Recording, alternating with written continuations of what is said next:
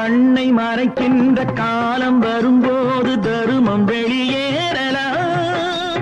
தருமம் அரசாளும் தருணம் வரும்போது தவறு வெளியேறலாம். கண்ணை மறைக்கின்ற காலம் வரும்போது தருமம் வெளியேறலாம். தருமம் அரசாளும் தருணம் வரும்போது தவறு வெளியேறலாம்.